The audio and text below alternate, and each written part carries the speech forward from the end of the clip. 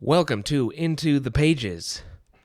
This is the podcast where we discuss books, get into books, all about the books, reading books, sometimes smelling books. Especially smelling books. Yes. Fresh ones. I have to shovel Barnes & Noble. Those are the last ones. It's like a drug. Today we're getting to a new book. Stay tuned and join us for Project Hail Mary. I'm going to space, people. Yeah. Okay, so I have to say, I was concerned when I first started reading this book because I read the back of it, which apparently is called a blurb, by the way. Do you know that? It's called a what? A blurb. I thought it was called a synopsis. I looked it up and it was like, it's a blurb. So Right. synopsis sounds way better, but then blurb. But still, anyway, I felt like it gave too much away. So I was kind of like, oh, I already know a little bit. Like, there's something crazy going on with Earth. He's got to save the human race, and he's going to have help from someone. And it's like a science fiction space book. So I was like, he's going to be some alien thing. But holy moly, this thing snagged me hard and fast. I hated it. You liar. Just kidding. Yeah, it was good. Yeah. That was my first initial thought. But then it was like the first flashback that I was like, I need to know more. Going crazy about it. But Yeah, I liked the flashbacks in this book because it was like we were learning the past with the character whose name is Ryland Grace. yes. Because Ryland wakes up, Dr. Grace wakes up from something, and he's on a spaceship. Yeah. But it's like not like a futuristic spaceship. It's just kind of like what you would expect of a space station. And he's kind of like, what the piss? Is that what's going on? And then he slowly remembers what's going on.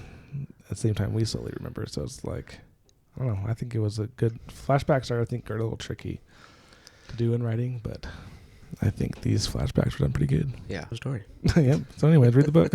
It's kind of funny because he's like trying to figure out. He's just like, there's no windows.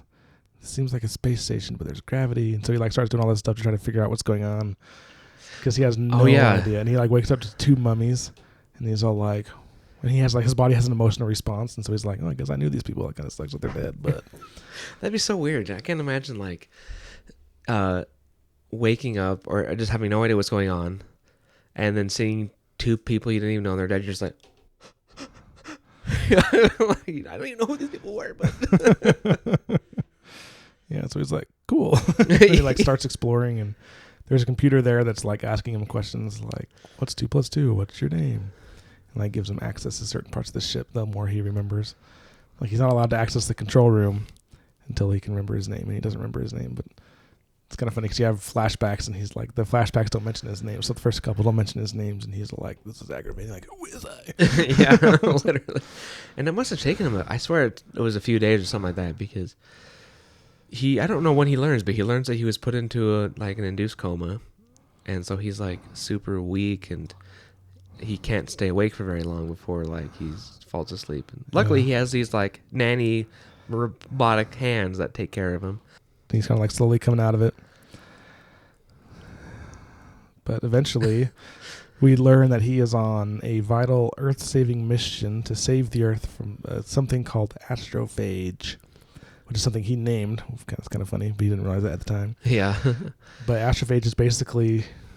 It's really interesting. Yeah, it's interesting how it works. It's Interesting. basically a space microbe that feeds on light and breeds in carbon dioxide. And so it's slowly siphoning the light and heat from the sun and breeding on Venus.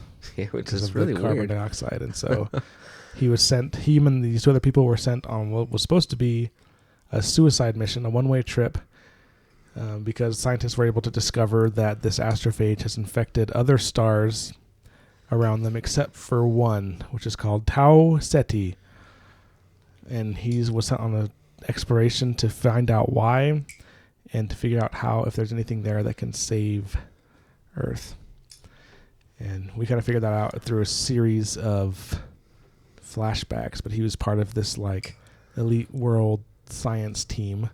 Kind of coincidentally, it kind of seems like, all because there's this lady, Strat, who was given like ultimate authority over the entire Earth Yeah. to solve this problem. And she came to him because he wrote a paper a while ago saying that life doesn't necessarily need to develop with water. And because of that, he was made part of this project, even though right now he's a middle school science teacher. Yeah. Which was insane to me, too, because you would think like a middle school teacher wouldn't have the credentials. Yeah. But he did. So, yeah, he got it, and then he got first crack at the astrophage. They kind of got a sample, and he got first look at it, and it's like this really weird thing that like absorbs all light and is always at 96.415 degrees Celsius, which I looked up. I think it's like 200 degrees Fahrenheit, so it's like freaking hot. It's way freaking hot. And he's like, what's going on? And they kind of start doing all these sorts of experiments on it. And it's like, at the same time that it's killing Earth, it's like this really cool thing because it can store energy really well. And they actually make a fuel out of it that they can make you go like almost as fast as light. And it's like, can make huge bombs that are like insane. And he also, there's one part where he says, not even that much of it. He said like 3 kilograms or maybe even less than that. Like 3 kilograms of this stuff, we'll say, I don't remember the exact measurement, he said could power New York City for 20,000 years. Yeah, it was insanity how much these little, like, they're so small, they're microscopic, and yet they can hold more energy than anything known to man. Yeah, so it's like, it's kind of interesting because while at the same time this can solve Earth's energy, everything, it's also destroying Earth because the sun's going down, and they predict the Earth has 26 years before there is a complete ice age that kills all life on Earth. And so, yeah, so as he's remembering this, he's kind of like, holy camole. Yeah. Like, what am I supposed to do with this? And then, kind of mention this, this part's spoiled in the back, but he does meet an alien. Yes. He was excited in the first. I remember that this astrophage was technically the first alien. He was the first alien they encountered. No, because the camera is wide enough that when you picked it up, it goes past my screen. So when I'm talking, you're just gonna see this donut like, oh, half a bite taken out of it. Yeah. There you go. So what was interesting is like the astrophage was like the first alien that they encountered. So he's like freaking out, like, I'm the first man on Earth who encountered alien life. But then he encounters something way more. Well, I don't know. The astrophage is still super cool. If they weren't killing the Earth, yeah, they'd be like. Yeah, but at the same time, it's like just a microbe. The alien life he meets before is intelligent and evolved, and has its own spaceship. So, and we meet Rocky. At least that's what Ryland Grace names him. And I like how, so the author, I don't think we ever mentioned, Andy Weir. I think he did a really good job on how these two aliens met. Because I think a lot of alien movies are kind of like, the aliens come to Earth, and you have some do-good scientist that's like, no, let's like be nice to each other. And then you have like the military that's come in like, no, let's kill them and find out what their weapons are. Like, you don't have any of that. It's just literally one scientist from Earth and one scientist from this alien planet that meet. And so they just totally like nerd out and freak out and like just want to learn from each other. There's no politics. There's no let's kill this alien or this alien's here to kill us. They're both just like, dude, who the heck are you? Like, let's figure this out. And there's like this huge language barrier because we find out, I'm kind of not going into specifics, but this alien Rocky doesn't have eyes and speaks like almost musically, like with sonar. And so Dr. Grace, and he keeps saying throughout this book, he's like, oh, I'm not even qualified to be here. Like, why am I even here? But he does something that I like totally above me. He's able to get equipment that reads the notes that Rocky says, and through pantomiming, like he's like, phone, and he's like, and he's like, okay, that's phone. Yeah. So he creates a software in Excel that's a library that can translate, like takes in his musical notes, and then he looks at Excel that translates it into sentences. And it takes a few, like, I think it's like a month or so to get all that. Something like that, something crazy long. But they're able to communicate, and even eventually they're with each other for about 3 months. And during that time, he actually becomes fluent-ish in the language. And it turns out that Rocky's from a planet that they've known that's called arid something or other that they named like Iridian. Yeah, Iridian. And so he names him from Rocky from the planet Arid. Yes. So he's Iridian, and he's like a super genius too. So Which what I like how they switched up is like at first I thought he was a scientist too, like he was smarter than Ryland, which in some areas he is, but he's a little spider scientist or engineer in space. yeah, but I guess we never described what he looks like. Yeah. So, yeah, Looks like a spider with 5. He has 5 arms. Looks like a spider with 5 arms, no eyes, hard carapace. And it turns out on Earth he would weigh about 300 pounds, but he's like just really dense. And it's because the planet he's on has like way more gravity and heavy atmosphere and no light. And so it's like, and it's kind of interesting how that's played into their knowledge of space travel.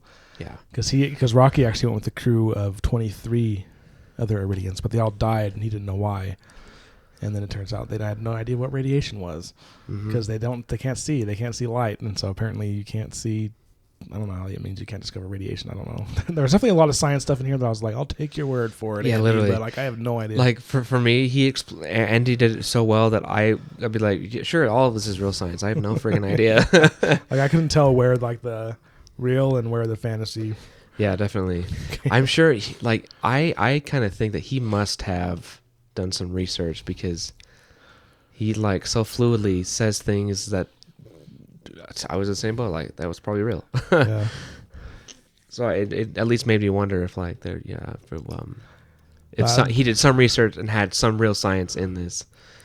I'm sure there's those people though, because they're in the fantasy world too, where they're like, "That's not real, not freaking realistic." Yeah, I'm guaranteed there's probably people that are worse on science fiction books. Oh, definitely. That's like, "They're not freaking like, yeah. shut up." just enjoy the dang book for the love. But from our perspective, because we're used to just like accepting, like, yeah, magic. Yeah, exactly. It was like, yeah, it's science. Exactly. So, but it sounded all legit. Like he was like doing all these stuff and then using like real world stuff. He's like, I'm not going to do some trigonometry and we're going to hit the sun. I'm like, okay. Yeah, literally. But yeah, Rocky's like this. He can like freaking build anything. Literally, it's and they insane. have like this material that doesn't exist on Earth that's like super strong and like super versatile. You can like do all sorts of crazy stuff with it that Rocky uses to build all sorts of stuff. And it turns out he's at Tau Ceti for the same reason Grace is, because his planet is being destroyed by astrophage, and he was also sent to try to find a solution. And so once they get over their language barrier and learn how to communicate, they're like, let's team up, yo. Let's get this done. They're like insane together. Yeah. Because like Ryland's actually a pretty good, smart scientist, and Rocky can make anything. Yeah. Like you can just describe something to him. He's like, I need a generator that does this. And Rocky's like, okay, I'll make it. Like, no problem. And he's like, smart. It's funny because they're smarter in some ways than humans, but they don't have some technologies. Like Rocky was totally blown away by computers. Yeah. Because he's like, you have a machine that thinks? That's great. That's insane. Yeah. I don't remember what they said, but they didn't have like any sort of AI computer or even stuff that we had for the moon landing in order on his spacecraft. Yeah. But they're still smart enough to make spacecraft. And so I think they definitely are smarter than humans, but we just have slightly different tech. Yeah. But and I mean, like, I don't know if the human race is blind. Do you think that we'd get to space travel?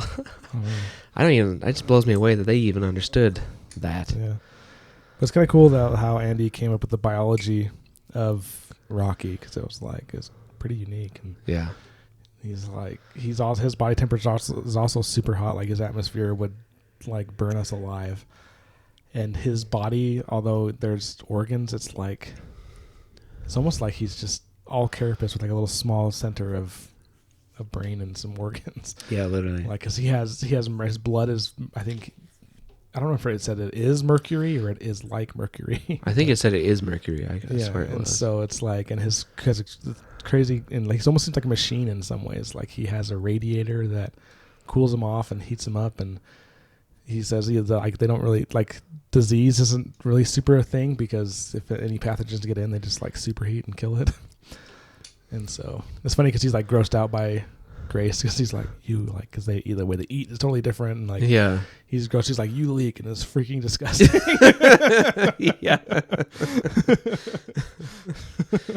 That was one thing that I really liked about this book is the humor in it. There was stuff like that was just funny, but then like Rocky eventually picks up on all of like Raylan's sarcasm and stuff like that, and he does his own sarcasm stuff, and that's just hilarious. Like there was a part when it ended the book where Ryland is working with some screws and he drops one. And he's like, "Hold it better." Like, how? With your hands.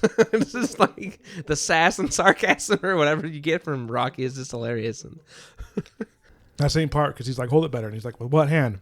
He's like, your third hand. And he's like, I don't have 3 hands. Yeah. He's like, oh, okay, well, okay, just drop them. I'll make more. Yeah. And he's able to just show it to him, and he's able to perfectly replicate like the whole screw, the threads and everything. Yeah. It's crazy. But without getting into too many details, they do find why Tau Ceti survives the astrophage. And it's because this is astrophage's home system, and they have a natural predator that they named Tauamoeba. Yeah. It's pretty funny. But I really like just how this story goes, because, it starts off with, like, we're like, who's this Ryland guy? Like, what is he doing here? And, like, oh, there's alien life. Like, let's communicate with this alien. It's like, okay, now let's try to solve this problem. And just, like, the solving of it's, like, really cool and, like, really innovative. And I'm just like, there's, like, peril, and they, like, almost die a couple times. And then once they get it, it's not like, oh, yeah, we got it. Now we're back to Earth and arid and everything's fine. It's like, no, like, we got some problems. Like, these won't survive in Earth and arid atmospheres at all. And so then they start doing, like, this evolution thing where they breed it because it's nitrogen that kills them. And apparently in Venus and the other planet Nerd has nitrogen. I'm like, okay. Right. They can't survive in nitrogen. Nitrogen's like 100% toxic to it. And so they take another few weeks or however long to breed Tauamoeba that can survive in nitrogen. And then they inadvertently, and then they're this material that they have called xenonite, I think is what they call it. That's how I pronounce it.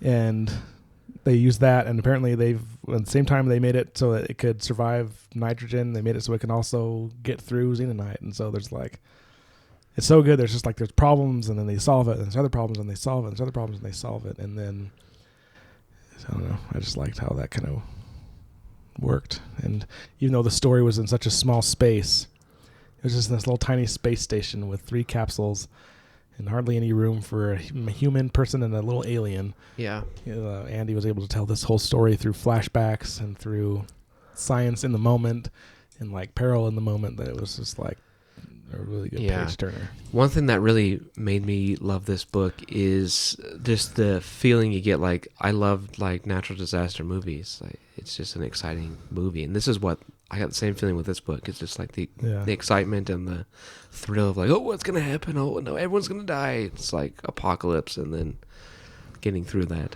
Yeah, because I mean, Ryland has barely enough time to save his planet, because apparently, and again, I don't know how accurate the science is. We're just kind of taking Andy's word for it, but apparently, through relativity, it took him technically 3 years traveling near light speed to get to Tau Ceti, but it was 13 Earth years.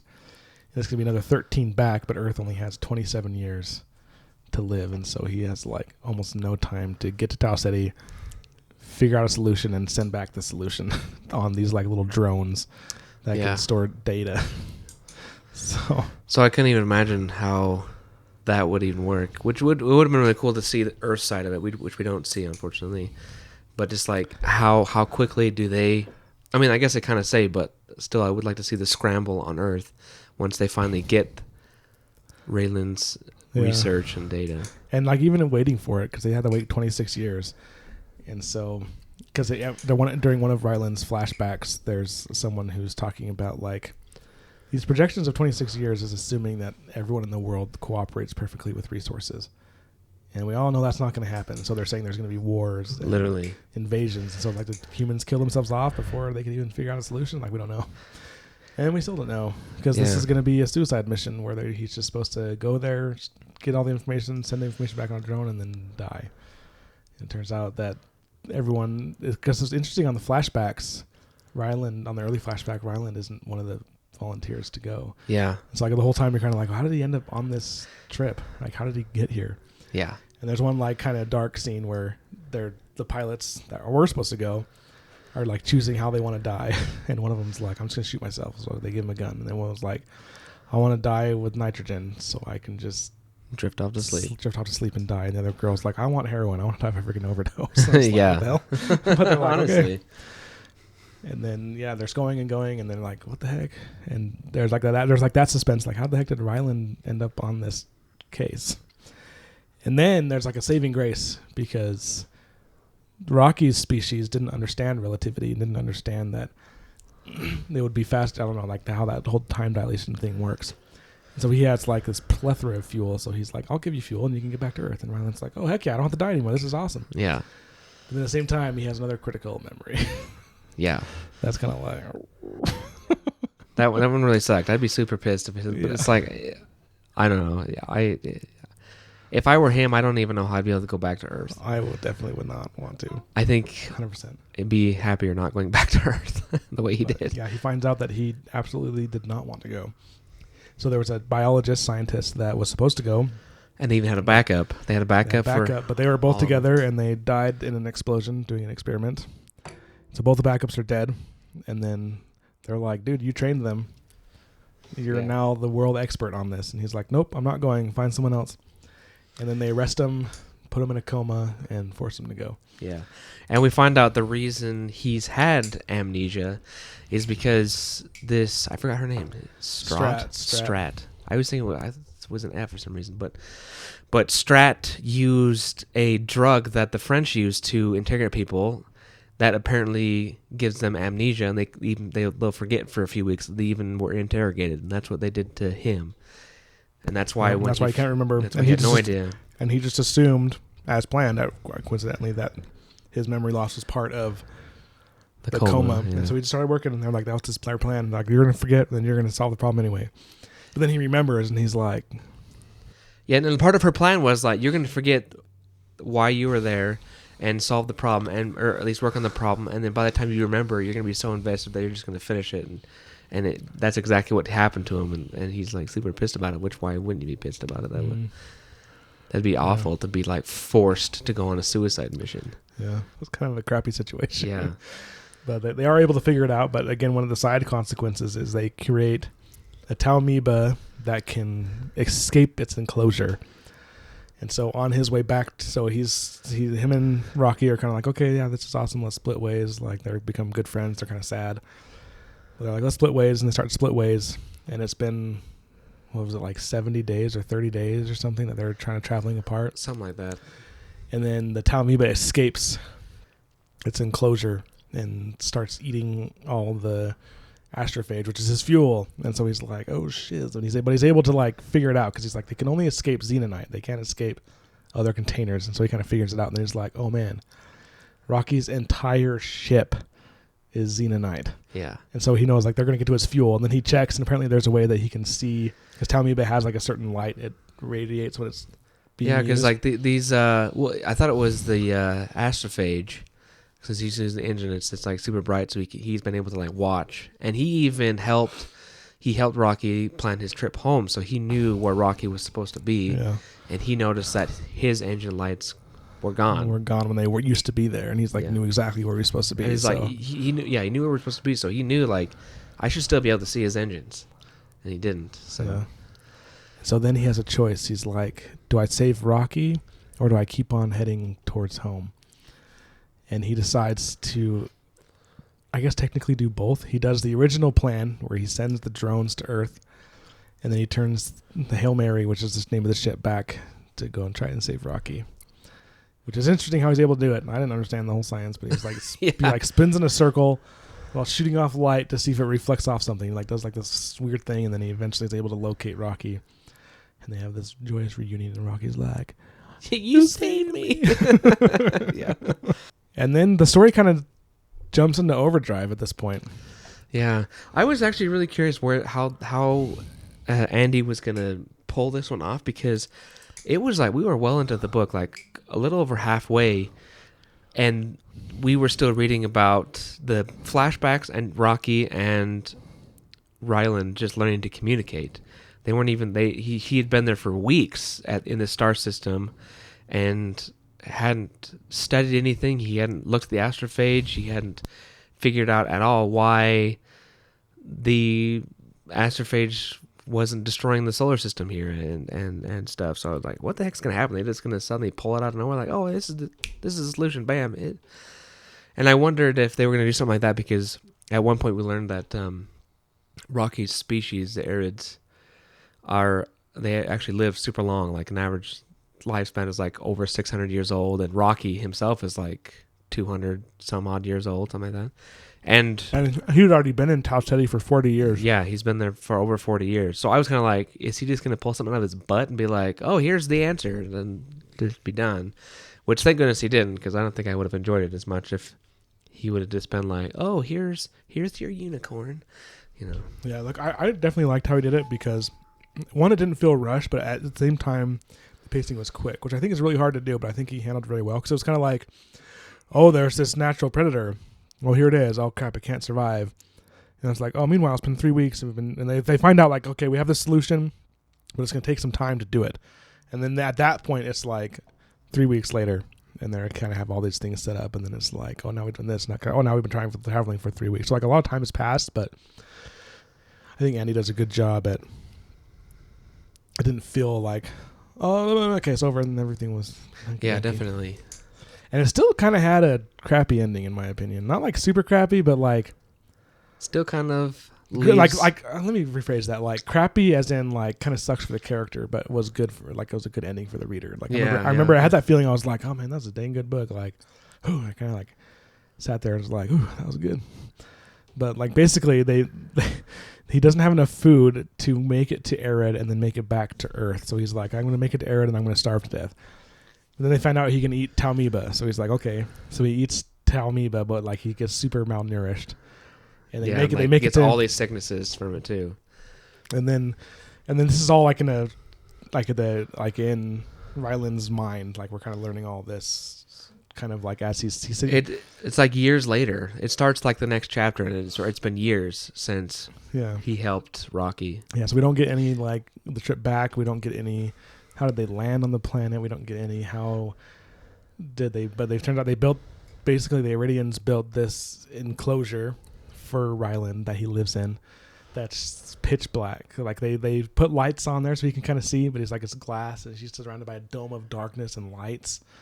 And he's like, I have rocks that are kind of pretty, but there's nothing grows here. There's no vegetation. And I'm like, dude, that sucks. Like he's pretty much Sandy from SpongeBob, but with no ocean view. It's just darkness. Yeah. Which actually, Sandy's view would probably be dark, but that's a different topic. That's a different topic, yeah. But so it's kind of like, dude, that kind of actually kind of sucks. Like he's been there forever, and like he's aged, and the gravity is so much more than Earth there that he's like aged faster. Yeah, like he's like in his 50s or whatever, but it's been 70 years on Earth since he was born. 70 years on Earth, but because of time dilation, he's like, I don't even freaking know how old I am. But like he's been an old man. He kind of hobbles with a cane. But at this point, Rocky's like super fluent, and it makes it seem like they visit pretty often. Yeah, like this was a really big bonding experience. Like they're become best friends. And then we get the news. He's like, oh, we just found out that souls, like because the scene is that he goes to visit I guess Rocky comes to visit him. But there's this room they go in, and he's like, oh, just so you know, like we just found out that soul or the sun on Earth is lights back to normal. So like your solution worked. And he was like, oh, yay, that's really good. And he's like, we can send you home. And he's like, at this point, like, I'm an old freaking man. Like, everyone I know on Earth is dead or, like, close to dead. And he's like, there's not really point. And then Rocky's like, okay, well, don't you have a job to do? And he's like, yeah, okay, I'll go do my job. And then turns out his job is he's a middle school science teacher for Iridian kids. And then the last sentence is literally like, who can tell me what the speed of light is? Yeah, like that's like 12 clawed hands came in the air. Yeah. Oh, and something kind of gross is the Iridians. So they have, since part of the mission was like the people on Earth were like, we don't know what you'll need. So they literally downloaded every piece of possible information they could of Earth onto like these computers. So he was able to give that to the Iridians, and they were able to figure out how to make food. But in order to do that, they had to take muscle tissue from him in order to make meat. So he's like, I'm eating a meat hamburger. Yeah. So he's not like eating a chunk out of his arm, but he's eating like a clone of himself or whatever, which is like, That would wig me out. But, I mean, he's in this kind of situation where, like, it's pretty that or die, impressive. so I guess you got to eat it. Yeah, and like that's pretty impressive from the Iridians that they were able to do that, and proves that they are smarter than humans. Yeah, I don't think And it's humans probably can do because that. they live so long. Yeah. Like, can you imagine if Einstein lived 700 years? Yeah, he'd figure things out. So, I mean, yeah, like you just picture the geniuses of Earth and then just give them centuries to live, and then I think that's kind of where the Iridians are. Yeah. But man. yeah, anyway, that's kind of the book ends. Like, oh, so he's just stuck on Iridian. Yeah, but man. We don't get Earth's perspective of like how they got the drones. Yeah, we how have they no figured it idea out. how things were. We have no idea if there were actually wars. We don't know if people just came together and be like, we gotta just fight through this and bond, or if everything went to crap. And But Ryland's point was like there was something left because they were able to solve the problem. And so they still had some government, still had some sort of space program, but maybe it was America or Russia or China just dominated the rest of the world and then did it, and then now the rest of the world's just living under some sort of totalitarian thing, even though they're survived. Like, I doubt that Earth just also went back to normal. It was probably like crazy, like freaking anarchy for 26 years. And then they're like, right at the end, you know how people get. Right at the end, they're like, yeah, 26 years is up. It's year 25. Next year, we're dead. yeah, man. Like, there was definitely there's definitely millions, if not billions of people dead. The political landscape is probably totally different. And then also they get these drones like, oh, okay, well, actually it's all solved, but we're not giving it power. Yeah. Like, and also the thing is that we don't see is they had to do things to like destroy the environment and all the ecosystems and They stuff, had to like nuke melting the polar ice caps or whatever. and like paving the Sahara Desert. Yeah. So they did things that on themselves, like you said, totally messed up the world. But so they still have a lot of problems, and I doubt it's definitely not. yeah, there's probably tons of like animal species and plant species that are now extinct. So Earth is 100% changed. And But they still have astrophage. yeah, they just have a predator there, not eats it. And so they're going to start doing that. They can now travel near the speed of light.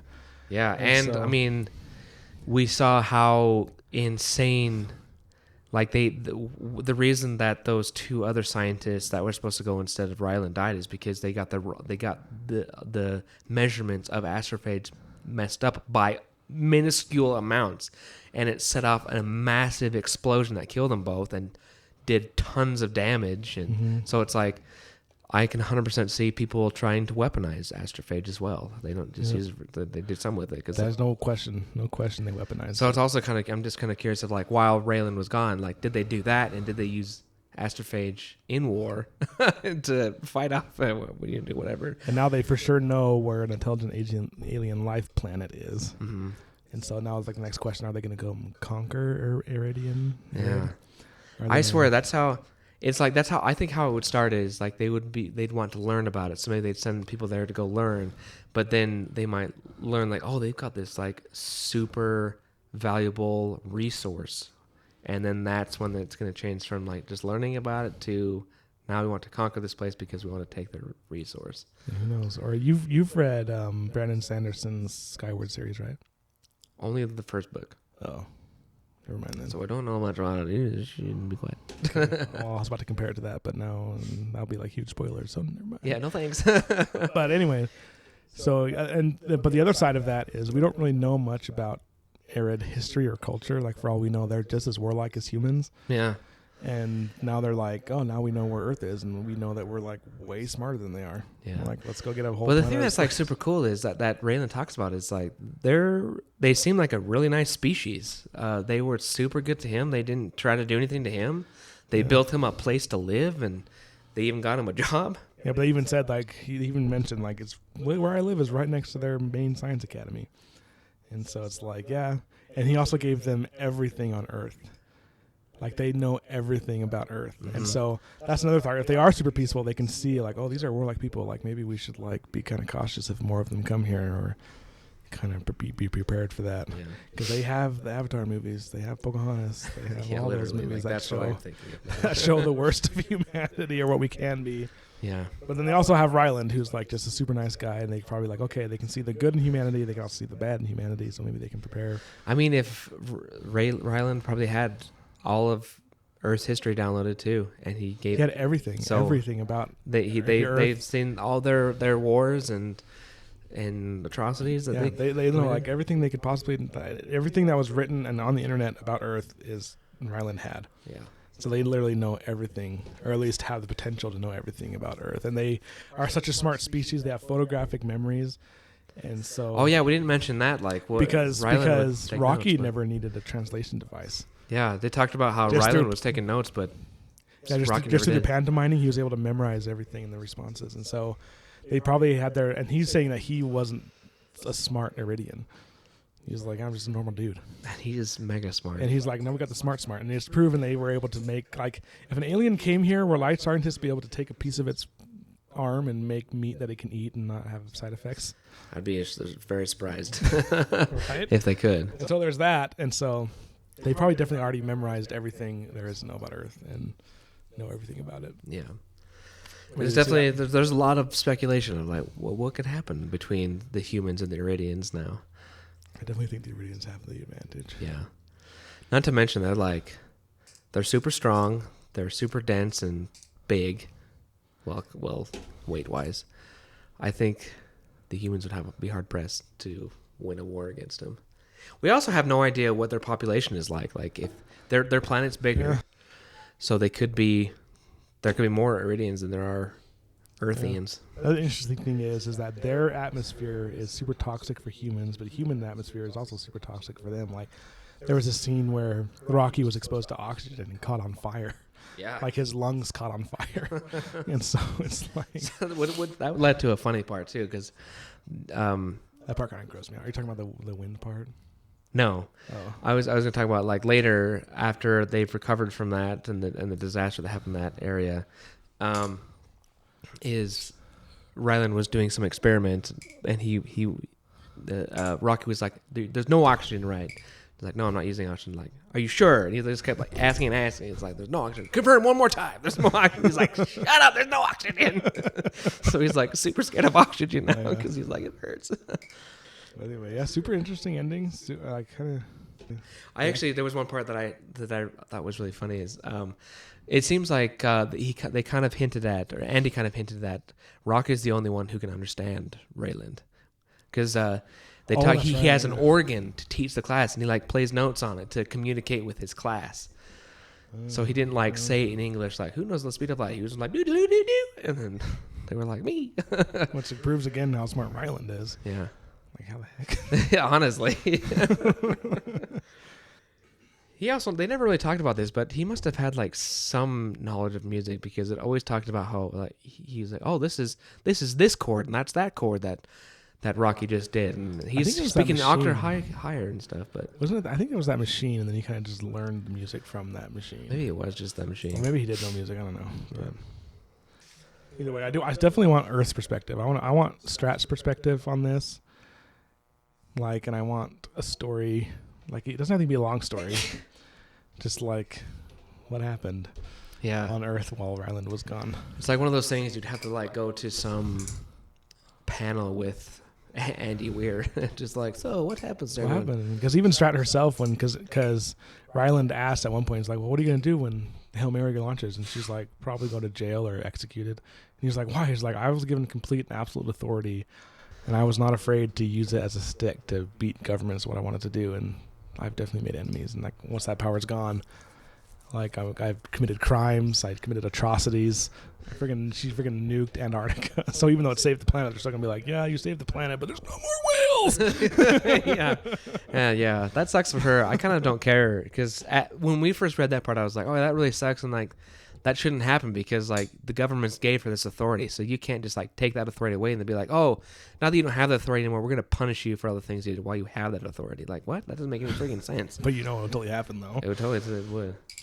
But I did like the part where we did actually see a part where some guy tried to sue her because she copied everything. So this guy was trying to sue her for copyright infringement, and like he wanted to pay out for all the companies he was representing, and she was like, nope, and then like left.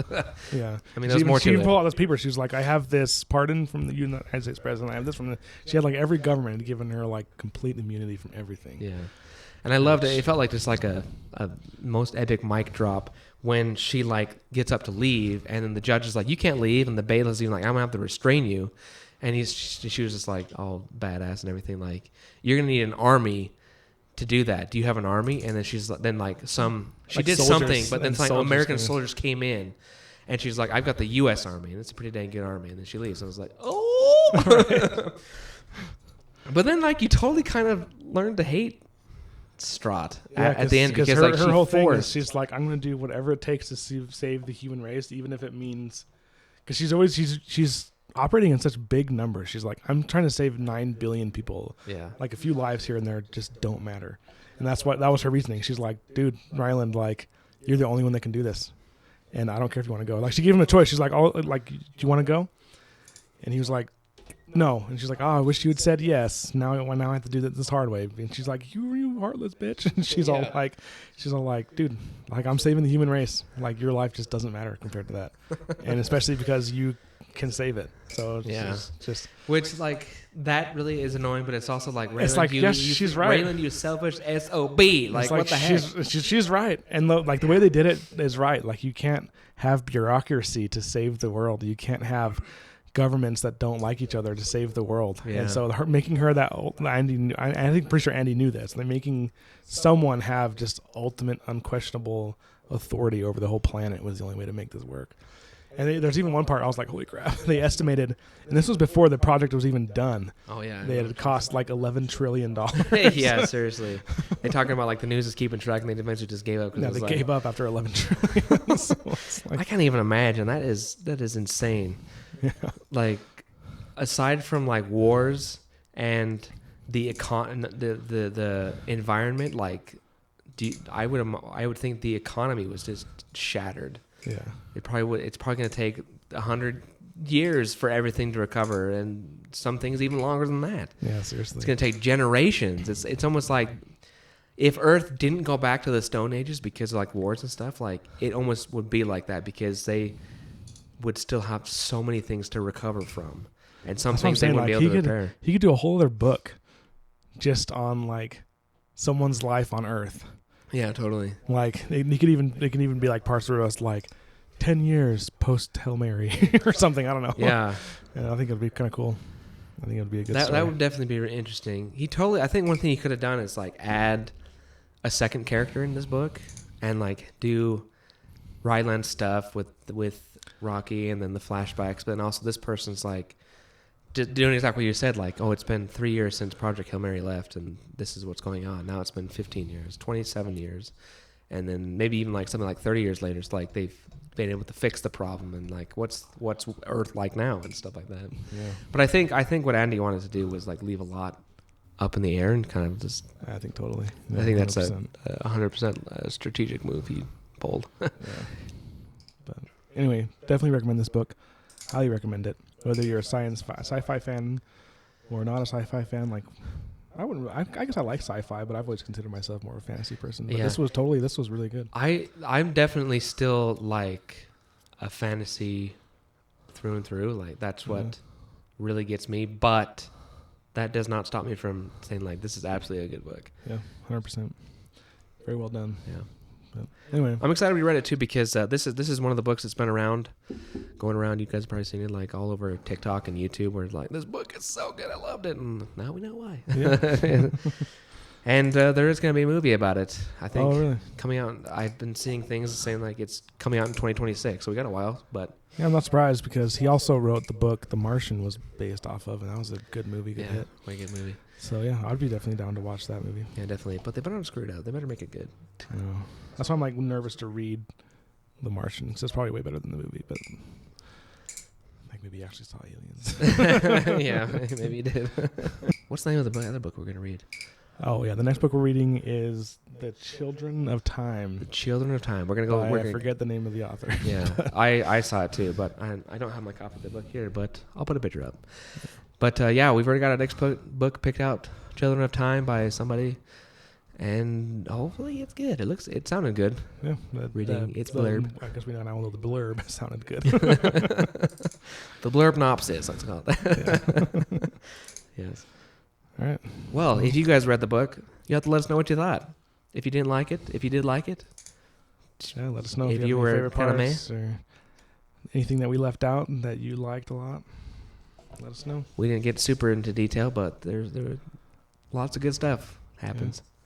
Super interesting. Definitely impressive with Andy's writing. Yeah.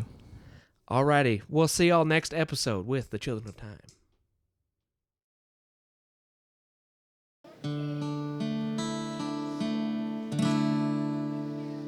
It's over.